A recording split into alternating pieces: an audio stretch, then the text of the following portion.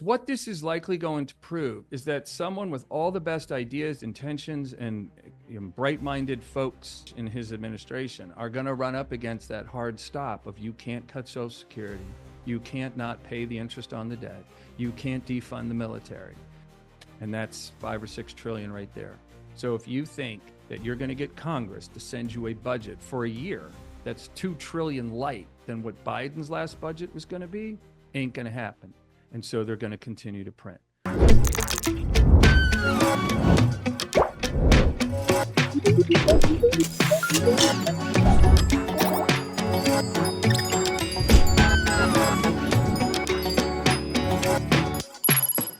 Welcome to another RTD interview. Today, I'm excited to have returning guest, Mr. Paul Stone, the founder of Colonials Metals Group. And today he's joining us to share his thoughts on a variety of subject matter. And more importantly, the recent debt situation that came about. We have the strategic reserve announcement, as well as a lot of other things. And as always, looking forward to connecting and getting his thoughts because he gives a wealth of knowledge on these topics here. But before we move forward, Paul, how are you doing, my good friend? I'm great. Hopefully you had a great weekend. Good to see you again. Yes, sir. Had a great weekend. And as always, lots of things unfolding. And we're going to definitely dive into all of that. But I guess the most pressing issue that really has me concerned, of course, is that somewhat bipartisan agreement on the debt situation. And so more can kicking, more debt expansion, things that we should be concerned about. But before we move forward, what are your thoughts? What are you thinking? And let's just start right there. You know, one of the things about being in the White House, or certainly any elected official's position, especially, the larger or more scarce the position, like 100 senators and, hundreds of representatives and one president, the attention on that position focuses harder. The scarcer the position is for others to hold. And so when you look at the White House, you look at the president, optics are a big thing. Seeming like you know what you're doing and you got it going on breeds confidence in your viewership and in the country. Gives him power to kind of make his will the will of Congress, because he can lever any resistance against him by the strength in his polling numbers. So when you theorize on that for a second and you think, well, then what is this about at Madison Square Garden? And I'm not fault finding here. I'm pointing this out to show that there are impediments to change in Washington. And that's why Trump has come up with the name the swamp, because the swamp stands in your way for common sense to prevail, for efficiency to exist, for the removal of inefficiencies, corruption, and lunacy, financial lunacy. To get rid of that, you come up against a hell of an obstacle. So at Madison Square Garden, Elon Musk is stating that they can certainly gut 2 trillion from the budget. That's not 2 trillion in cuts over 10 years. And it certainly wouldn't be 2 trillion in cuts over 10 years and raising the debt ceiling by 4 trillion over the next 2 years. We've heard all this before. So it is a bit heartbreaking. Not against Trump or Doge or anyone that he's brought into his administration, just how slick and nasty and difficult the Congress is to not be able to come to what's best for the American people. That they've had their shot at this printed money thing. They've had their shot at limping us down the road by creating massive, insane, ungodly amounts of debt that'll never be repaid and kills our currency. That's what that debt really is a sign of, that it's exterminating the viability of our form of money that everything is valued in.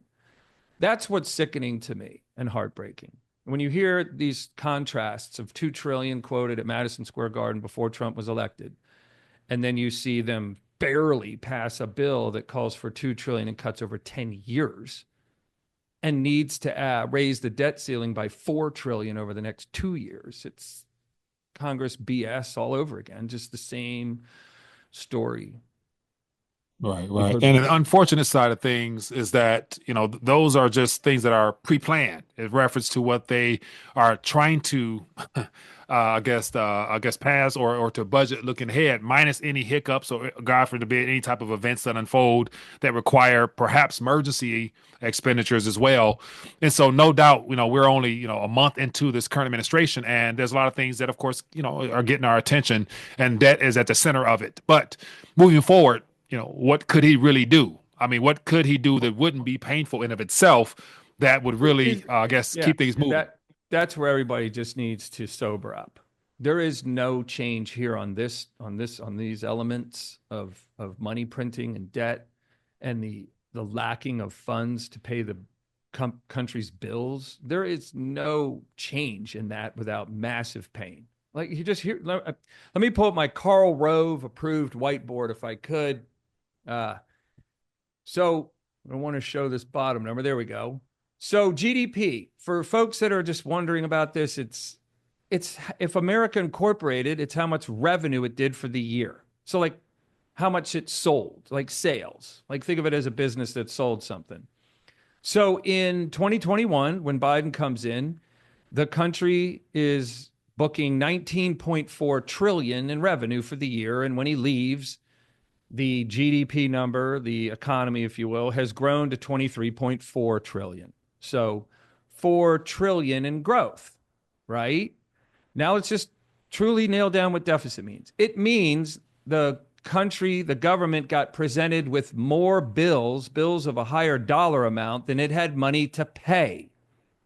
So if you're thinking 4 trillion in growth, but you had 8.8 trillion in printed money.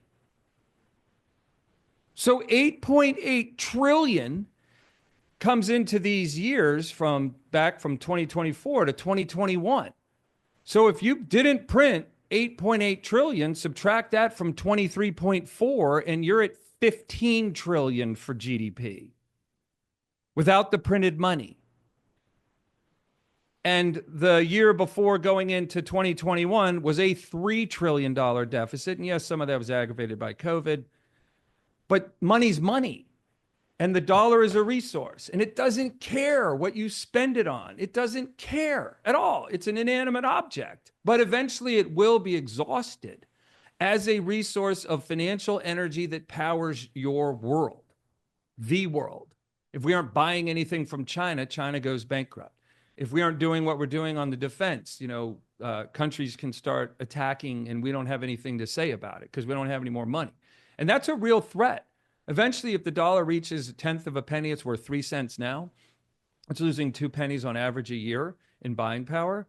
So if it gets down to a tenth of a penny and you're printing $1 trillion a week to keep military payrolls happening, to keep them dedicated to sacrificing their free time for the defense of America, what if you can't pay them enough to be able to afford groceries? And I'm not joking. This is what I've studied. I'm not an expert here, but I'm someone who's looking way beneath the surface to understand the depths of this hell. And it literally is one day where you can't print money fast enough to cause wages to increase high enough to afford one day or a few days worth of groceries with the average American's paycheck. So then they aren't working anymore because that money in their paycheck is worthless. Because what is the ultimate problem we have to solve every day as individual human beings? We have to find something to eat 3 or 4 times a day. And your fridge might have a week's worth of food, and your cupboard might have a whole another week of crap you don't want to eat, like canned peas and canned corn, stuff you just get sick of. Single meals of one ingredient. That's not what America's used to. Mole sauce, I think, has 23 spices in it. So when you look at the truth of this hell, there are no spending cuts until they literally have quit printing money. And if they were to quit printing money, then they would have to sacrifice something. And the big chunks, and I mean, this is why it isn't happening. This is the conclusion here. This is where the American can see that it can't happen. Stop thinking it will and start making moves and asking questions, answering, do you need to protect your savings? And that's why I'm in business. I'm not here to sell gold and silver, although that happens. What I'm here is to try and be someone who illuminates a spotlight on the truth, the depth of these issues, We can't run around and Congress is trying to solve symptoms. They're not talking about the problem. The problem is Social Security is $2.5 trillion a year. The military is $1 trillion a year. The interest on the debt alone is $1 trillion a year.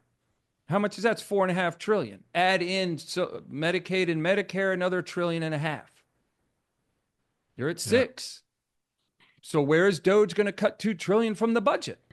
Then you factor in, we have the expenditures from the previous administration where they did a lot of short-term borrowing, which is coming due this year as well. I think I reported on about 7 or so trillion that needs to be addressed. And so you factor in the numbers you just gave us, plus the 7 trillion. Those figures are beyond what we can currently produce unless more debt is created. So therefore, something has to give. And as you mentioned, it's going to be our currency. Yeah, and eventually that's what gives, brother, because it's a resource. Let's say we had to blow through our fresh water, right? 3% of the water on the planet is fresh water. That's insane. And let's say in America, that's what we use to print our money. We had to use fresh water. You can't print money. Like Microsoft Excel doesn't work without you burning through fresh water, right? So we're down to 3% of all the fresh water we once had. So if we had 1 trillion gallons of fresh water, we're now down to 3 billion gallons. Like that's how you have to look at it. Because the dollar is a resource. You can print all the paper you want, cut down every tree in the Amazon forest, print all the dollars you want. The number on the bill is not representative of its buying power.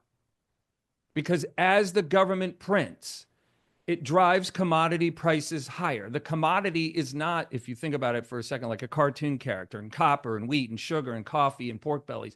They see that the dollars you're coming to acquire them with have been cheapened.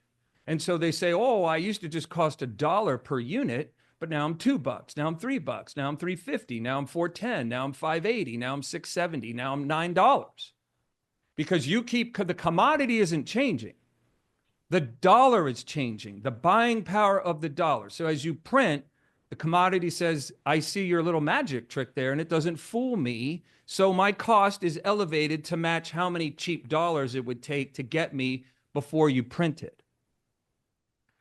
So as that happens, they have to print more to get up on top of the new level of cost they've pushed higher and print more and higher costs and more and higher costs until the dollar is at zero. And it won't really ever reach zero unless it's just not used anymore, like the Confederate dollar isn't used anymore, right? So that's at zero.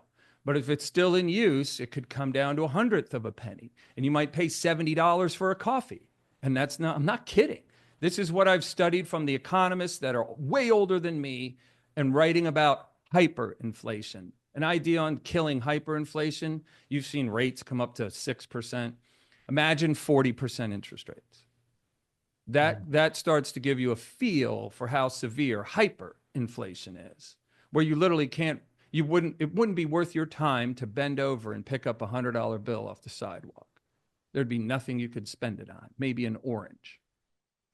Right. And so that's those what examples. We're headed for. That's the lunacy of what Washington has set in motion since the early 2000s. Right. And those examples do exist. Just look at Venezuela, Zimbabwe, Argentina. Yeah. They hit there's something called bingo fuel. Helicopter pilots certainly use this. Anyone with a limited amount of fuel, like fighter jet pilots, they're out on a mission, right? Maybe they have to detour. Maybe they have to run for their lives. Or the helicopter pilot's looking for a capsized ship in the ocean. They just have some general coordinates, so they're flying around. They left with a full tank of gas. They'll mark where they call it bingo fuel, where they have just enough gas to turn around and land where they launched from.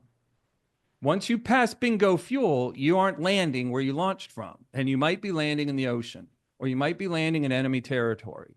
We are so past bingo fuel, it's just no way to walk this back unless you literally want to X out your military, quit paying interest on the national debt, and quit supporting retirees.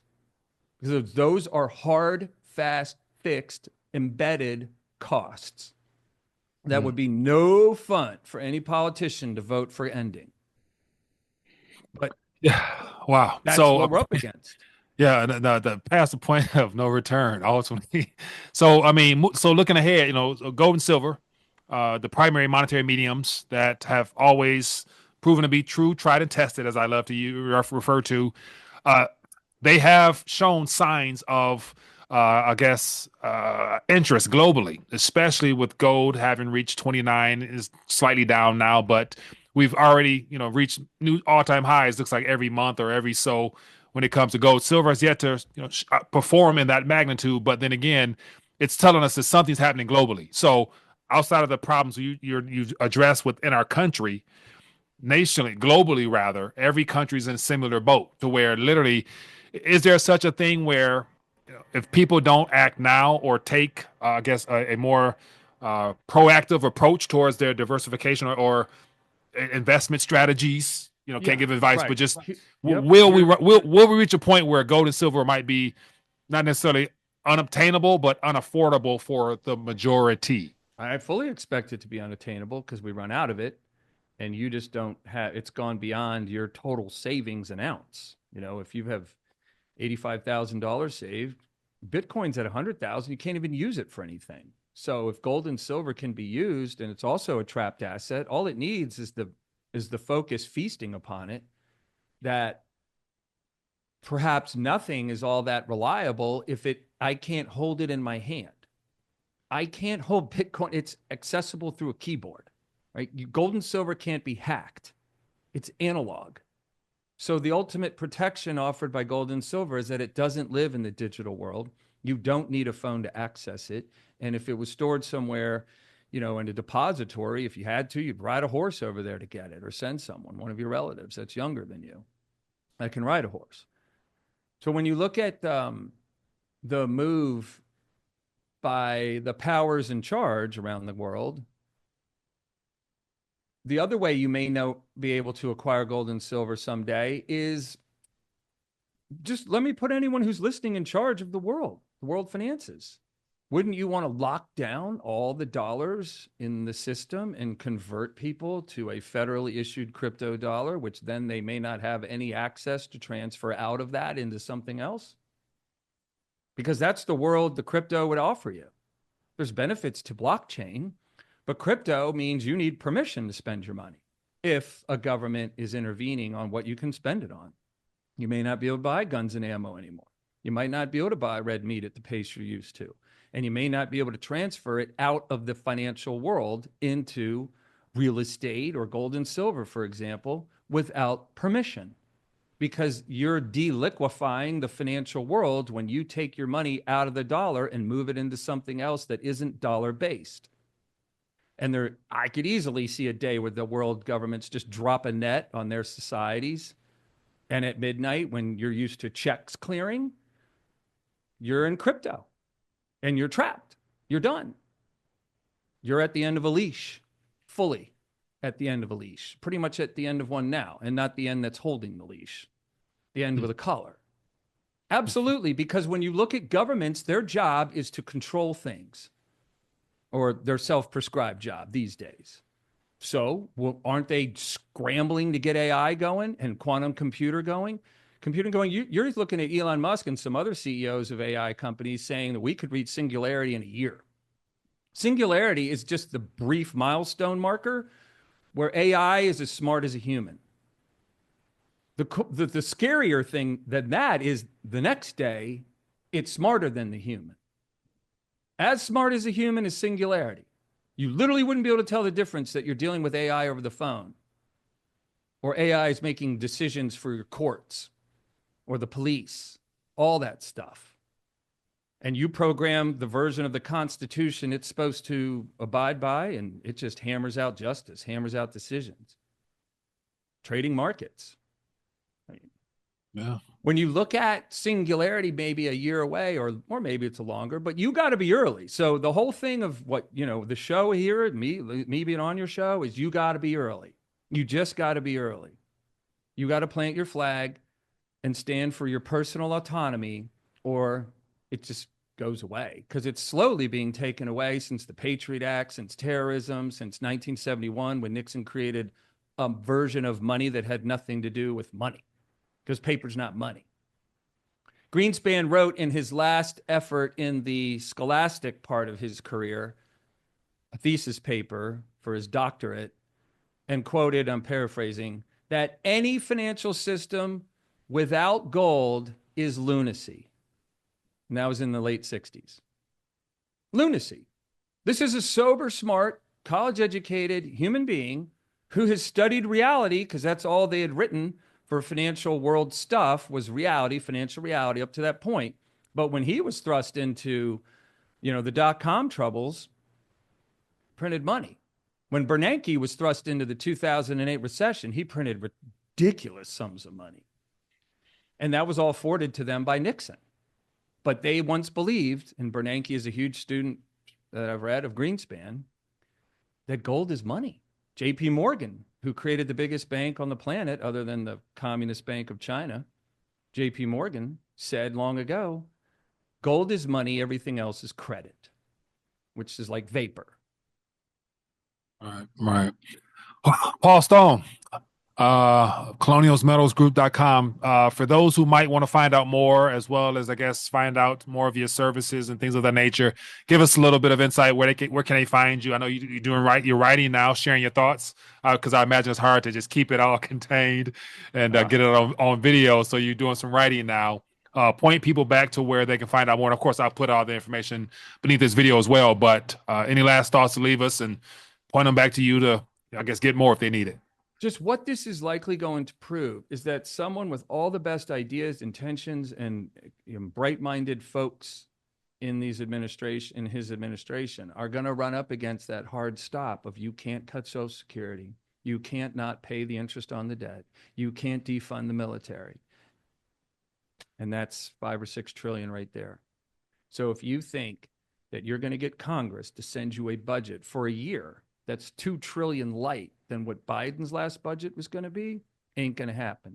And so they're going to continue to print. $4 trillion to the debt ceiling means printing $4 trillion out of thin air, which means your dollar loses more buying power, the costs go up, and you can't afford life even more every year that goes by until that resource of the dollar is gone. So look up more information on us at freegoldguide.com/RTD, and just let us have a conversation with you. You'll need an ally to make this change. That's the number one thing I've learned in the many, many, many, many years I've been doing this and talking to people about this is you'll need an ally to make this change that you must want to make, and probably have wanted to make since Obama walked into the White House, or since COVID hit, or since Biden walked into the White House. And now you have Trump here, and he has all the great ideas. But now you're starting to see $2 trillion in cuts over 10 years is hooey. It's total hooey. Cutting spending means not printing another dollar and not paying bills that come to the Congress or the Treasury to be paid. When your checkbook reads zero, how many bills can you pay that come in the mail? None. Or you bank credit cards, so then the credit cards are maxed. Now you apply for more credit cards, you get turned down. So now you're tapped. $0 in checking, all the credit you could get is maxed. You have bills you can't pay. That's the reality the government needs to live in. It hasn't had to because it could print money. Eventually, the resource of the dollar is exhausted. It was once worth 100 cents. Today, it's worth 3, losing 2 pennies on average a year since the year 2000. So how you'll experience this bust that is guaranteed, at least by a mathematical perspective, will be dictated by where your money was located when it truly goes off. And if it was in the dollar or dollar-based things, you get to experience all the pain and destruction that this math problem has occurred for other countries. Eventually it occurs here. If your money wasn't in the dollar, you have a different experience, probably a much better one. Right. Yeah, very true there. Paul Stone, as always, man, I appreciate you for taking time to, join us and share your thoughts and educate us and further give us analogies and everything else to really hopefully bring it home for some. And so, as always, for those who are interested, you can find out all the information beneath this video here. And as always, looking forward to connecting. And of course, we have a lot more to talk about, but we'll get to that next time we're able to connect, because we'll have more to talk about then, of course, I'm sure. But once again, Paul Stone, colonialsmetalsgroup.com. Appreciate you, my friend. Thank you for educating the community, as always. Thank you for having me. Yep. Thank you for having me.